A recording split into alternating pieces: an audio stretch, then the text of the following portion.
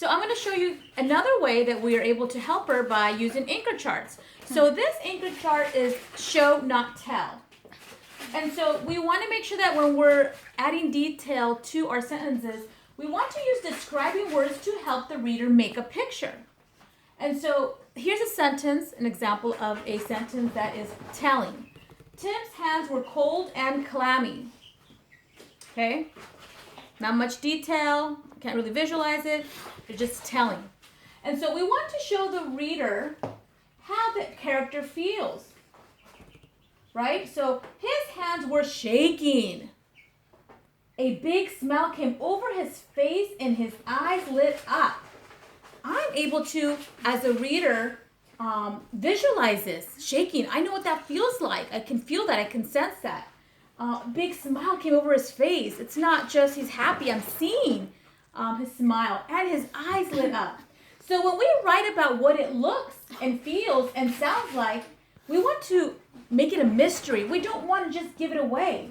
And so with this sentence, we're able to see glowing eyes, a big smile. He's happy. His hands are shaking. Hands are waving up in the air and he's jumping up and down. We're able to visualize by adding detail in our writing. We're able to visualize what the character is feeling and experiencing.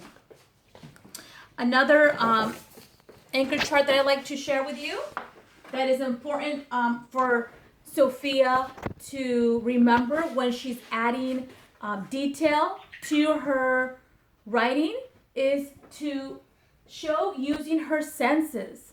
And so we want to make sure that she stops and thinks when she's about to add information to her writing. The visual component, how does it look? Some examples that she can use is size. What is the size of it? Is it big? Is it huge? Enormous?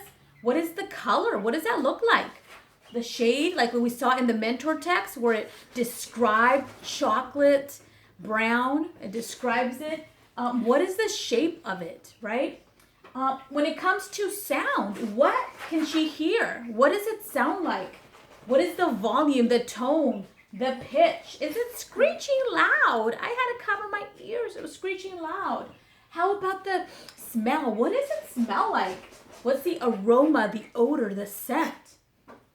When it comes to her sense of taste, how did that taste? What were the flavors? Was it hot? Was it cold? The texture, how did it feel? Was it rough or smooth? What was the temperature? So we want to remember that we want to emphasize over and over that she wants to show and not tell in her writing.